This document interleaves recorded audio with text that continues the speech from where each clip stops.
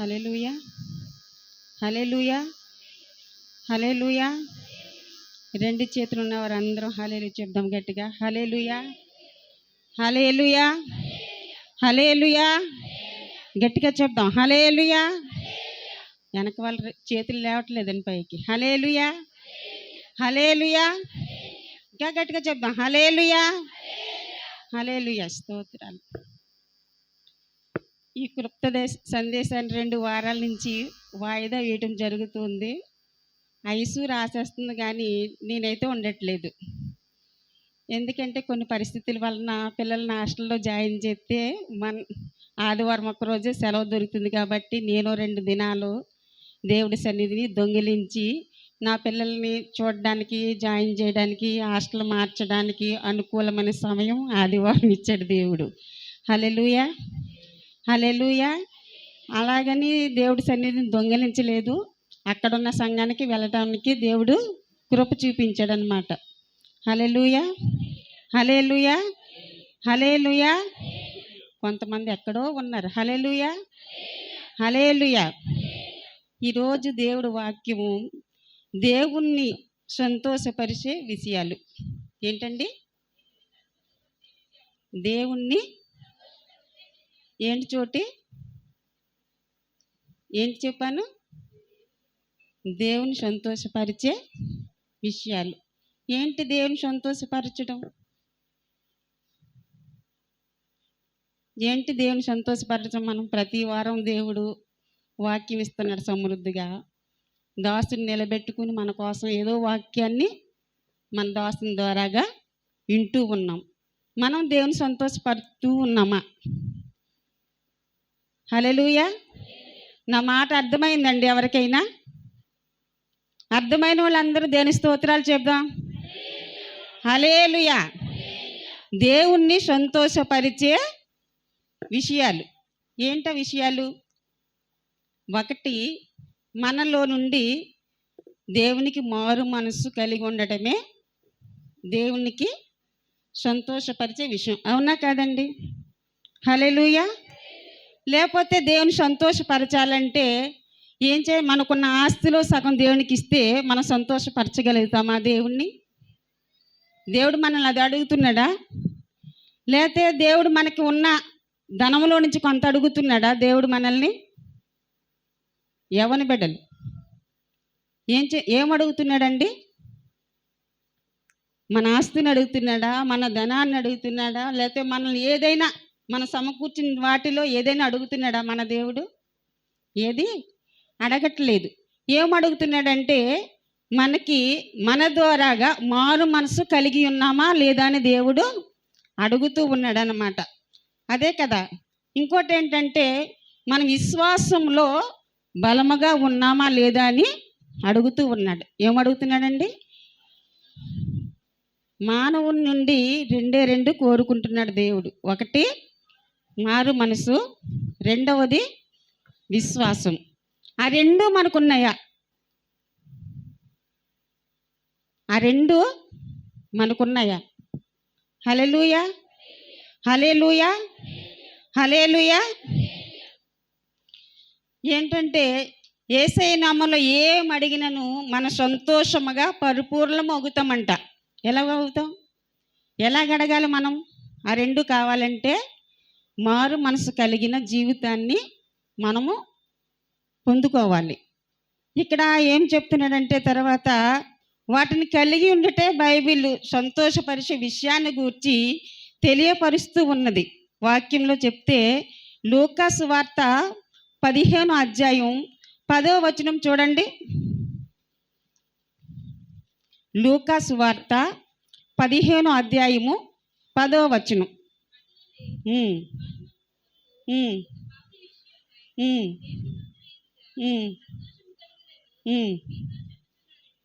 చాలండి.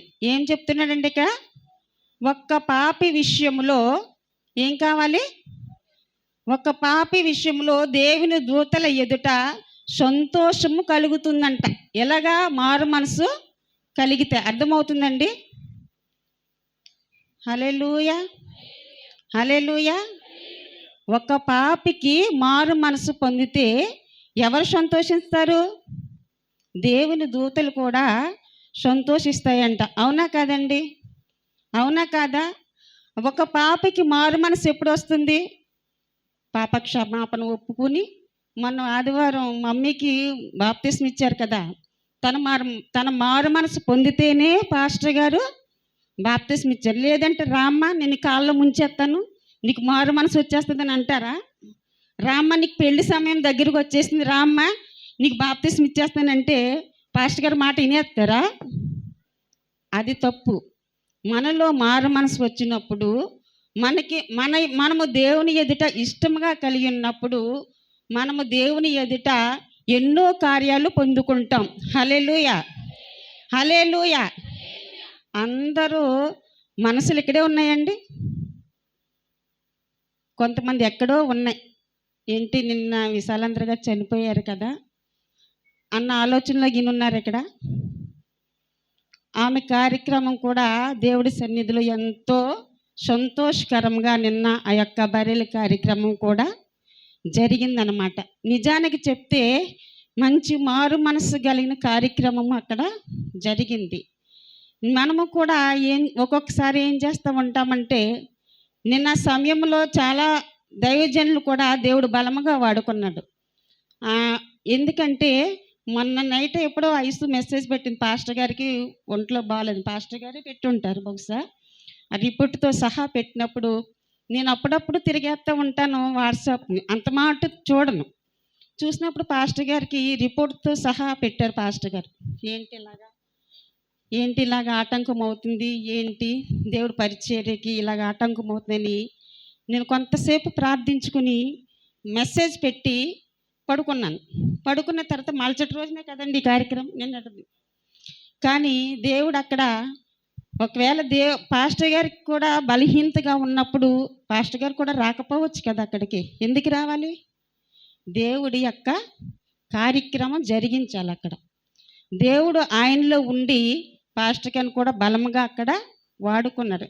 నేను ఆయన వంక చూస్తూనే ఉన్నాను. ఎందుకంటే శరీరం అనుసరించట్లేదు ఆయనకి, అయినా కూడా దేవుడు శక్తినిచ్చి బలాన్ని ఇచ్చి అక్కడ అందరి ఎదుట మంచి బలముగా ఆ యొక్క కార్యక్రమాన్ని జరిగించారు దేవుడు, పరిశుద్ధాత్మ దేవుడు. హల్లెలూయా, హల్లెలూయా.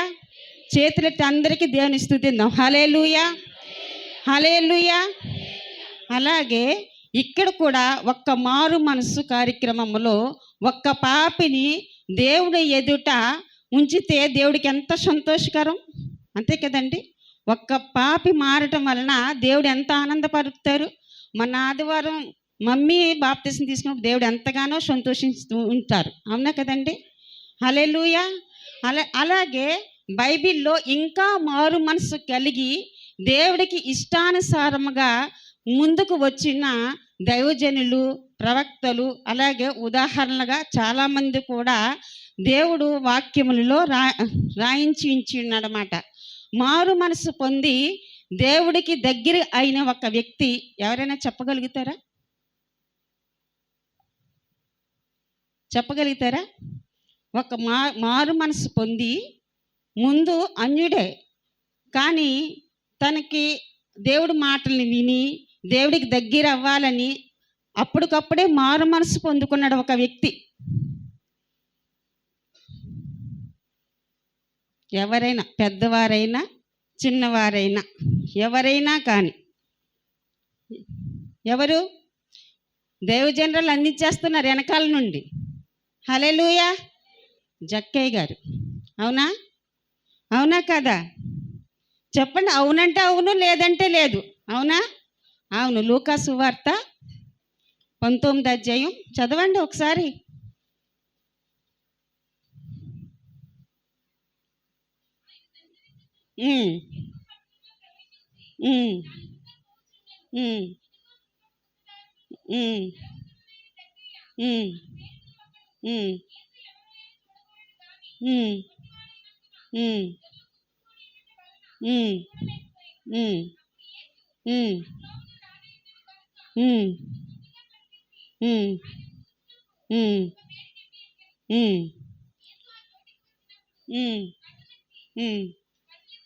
ఉమ్, ఉమ్, ఉమ్,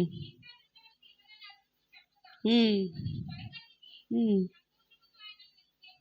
హల్లెలూయా, హల్లెలూయా, హల్లెలూయా.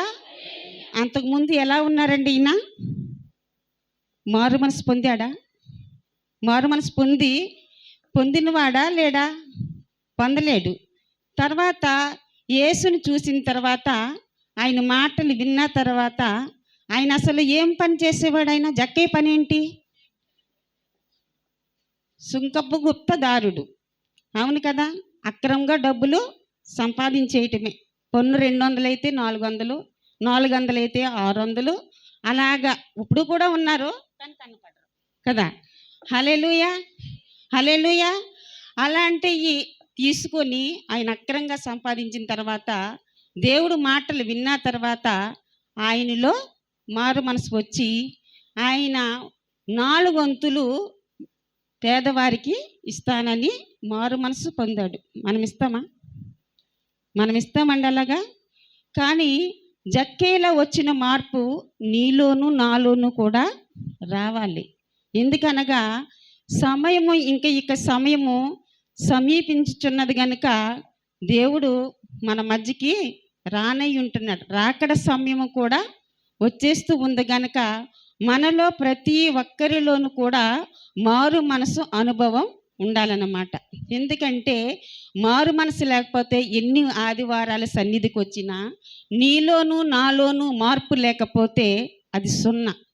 హల్లెలూయా, హల్లెలూయా. ఒక్క మాట, మనం దేవుని రాజ్యములో స్థానం దొరుకుతుందో లేదో అని మన హృదయాలలో మనము ప్రశ్న వేసుకోవాలి. నిజమైన మారు మనసు కలిగి మనము దేవుని సన్నిధిలో ఉన్న సమయమైనా సరే దేవునితో సమాధానముగా నడుచుకోవటము నేర్చుకోవాలి. హల్లెలూయా, హల్లెలూయా. అదే మారు మనసుకున్న సంఘటనలు అన్నమాట. తర్వాత సామెతలు 28:13 చూస్తే,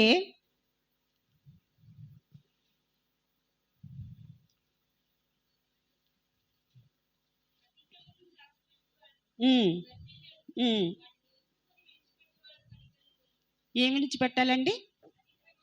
అతిక్రమములు దాచిపెట్టువాడు వర్ధిల్లడు. కొంతమంది అతిక్రమాలు హృదయాలలోనే దాచుకుంటూ ఉంటారు. వాటిని విడిచిపెట్టకుండా అన్నీ కూడా నాకే తెలుసు, లేదంటే అన్ని విషయాలలోని నాకే తెలుసు అని ఒక ఏంటంటే జ్ఞానంతో కూడిన ఆలోచన, అతి తెలివితేటలు అంటారు. అతిక్రమములు ఎప్పుడు కూడా వాటిని విడిచిపెట్టేస్తూ ఉండాలన్నమాట.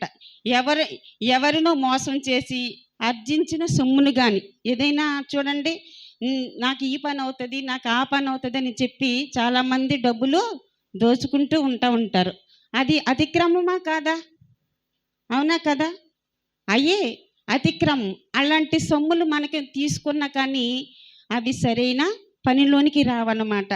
తర్వాత ఏది చేసినా దేవుడికి ఇష్టానుసారంగానే చేయాలి. కానీ మనము అతిక్రమం విడిచిపెట్టేయటం వలన దేవుడు ఎంతో వాటిని అన్నిటిని కూడా విడిచిపెట్టి ఏం చేయమంటున్నాడు? ఒప్పుకోమంటున్నాడు. ఎవరి ఎదుట ఒప్పుకోమంటున్నాడు? దేవుడి ఎదుట ఒప్పుకోవాలి. అప్పుడే మనం చేసిన ప్రతి ప్రార్థన దేవుడు ఆలకించి మన జీవితాలలో, మన కుటుంబములలో ఎన్నో కార్యాలు చేస్తాడు. ఎలాగా? మనలో మారు మనసు వచ్చినప్పుడు అన్నమాట. అతిక్రమాలు ఎప్పుడు కూడా మన హృదయంలో దాచిపెట్టుకోకూడదు. ఒకవేళ ఇంతవరకు కూడా మనం దాచిపెట్టుకుని ఉన్నామేమో, కానీ ఈ దినాన్ని నుండి వాటిని ఏం చేయాలి? విడిచిపెట్టేయాలి. అలాగే మగ్దలేని మరియ కూడా దేవుని ఎదుట ఎన్నో పాపాలు చేసింది. అవునా కాదా? హల్లెలూయా, హల్లెలూయా. లూకా సువార్త 7:36 నుండి చదివితే మగ్దలేని మరియ గురించి మీకు అందరికీ తెలుసా కదా? తెలుసా? అందరు సంఘమంతా మౌనంగా ఉన్నారేంటి ఈవేళ? హల్లెలూయా, హల్లెలూయా. ఒకసారి చదవండి.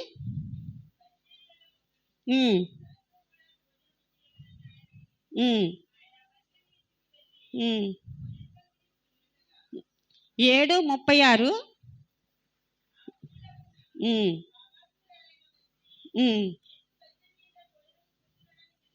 ఉమ్, ఉమ్, ఉమ్, ఉమ్, ఉమ్,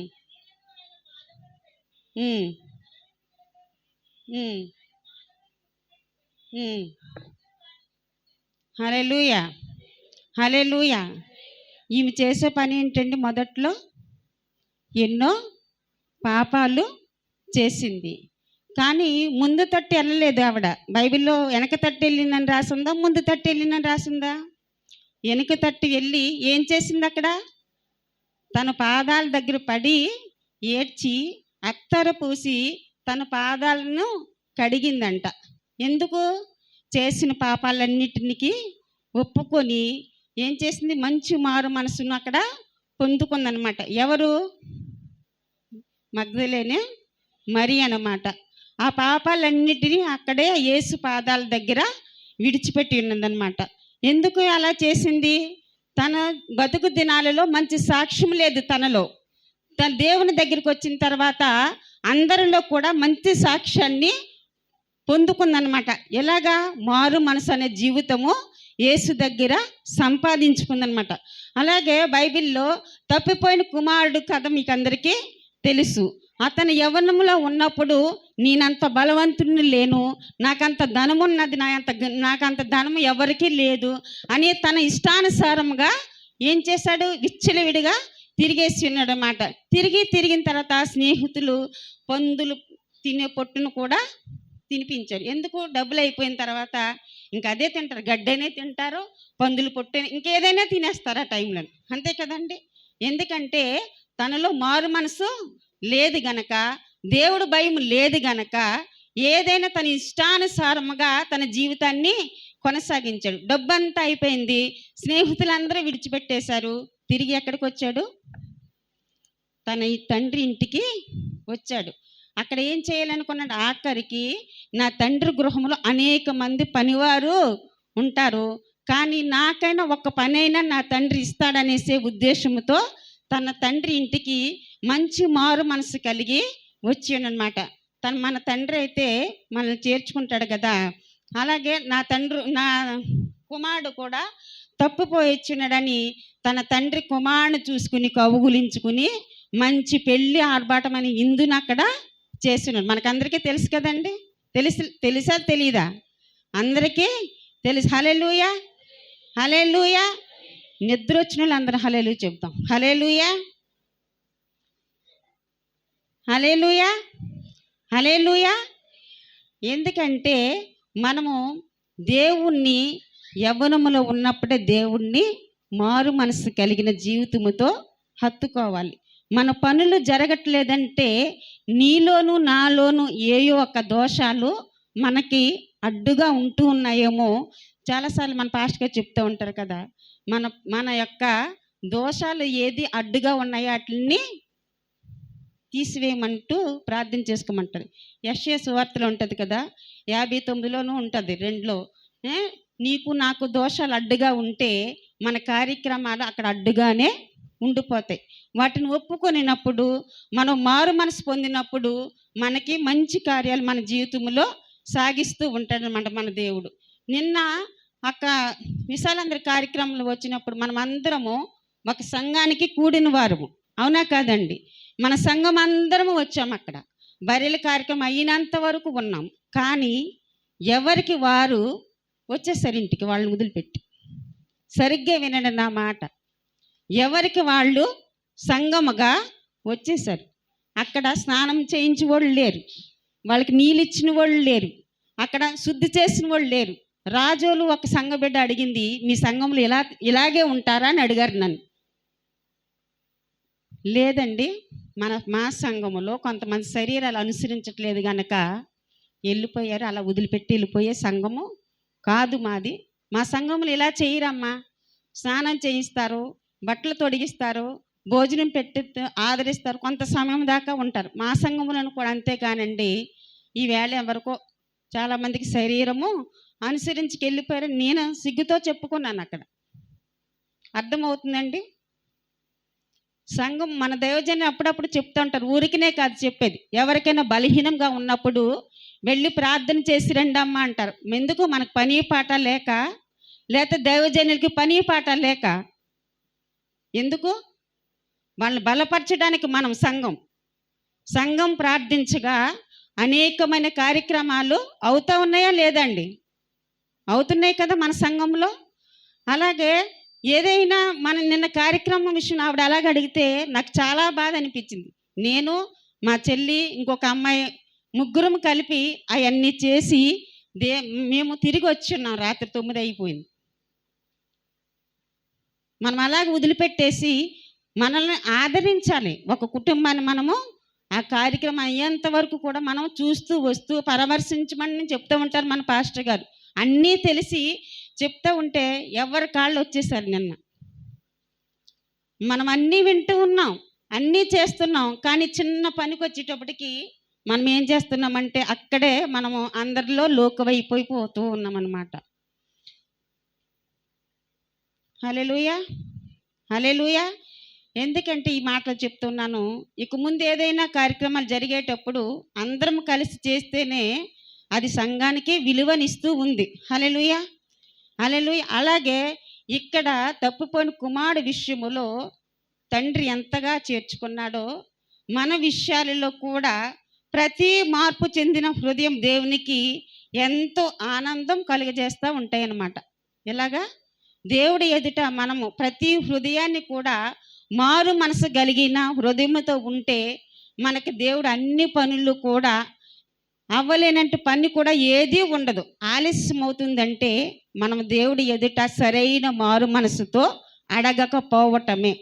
మొదట మనము మాట్లాడేటప్పుడు, ఎదుటి వారితో మాట్లాడేటప్పుడు మన నాలుకను సరిగ్గా పెట్టుకుని మాట్లాడుకోవాలి. నేను వెళ్ళిపోయాక నా గురించికి, నువ్వు వెళ్ళిపోయాక నీ గురించికి సరైన మారు మనసు అంటారండి. వీటిని అనరు. ఈ ప్రార్థన కూడా దేవుడు వినడు. ఎందుకంటే ఇంకా మారు మనసు అయినా ప్రార్థనలు, యాచనలు మనకు అవసరం. ఇంకా మనకు ముందు ఎన్నో కార్యక్రమాలు ఈ సంఘంలో జరిగించాలి అంటే జరిగించబోవటానికి సిద్ధముగా పరిశుద్ధాత్ముడు సిద్ధపడుచు ఉన్నాడు. గనుక మనమందరము సిద్ధపడే గుంపులో ఉండి సరైన మారు మనసును పొందుకోవడానికి ఇదే అనుకూలమైన సమయం. ఎందుకంటే ఇంకా మారు మనసు కావాలంటే అక్టోబర్ నెలలో సిద్ధపాటు కలిగిన కూడికలను మన పాస్టర్ గారు మనకి ముందుగానే ప్రకటిస్తూ ఉన్నారు. అవునా కాదండి? అవునా కాదా? వాటి కోసం మనము సరైన మారు మనసుతో మనము జాగ్రత్త కలిగి ఉండాలి. సిద్ధపాటు కలిగిన అవసరతల కోసము మన సంఘములో మనము మన సంఘంలో జరిగే ప్రతి కార్యక్రమానికి ముందడుగులో ఉండటానికి దేవుడు మనల్ని అందరినీ సిద్ధపరుస్తూ ఉన్నాడు. హల్లెలూయా, హల్లెలూయా, హల్లెలూయా. ఈ వాక్యములో నేను మిమ్మల్ని ఎవరినైనా నిందించి ఉంటే దయతో నన్ను క్షమించండి. ఈ చిన్న వాక్యం దేవుడు దీవించును గాక.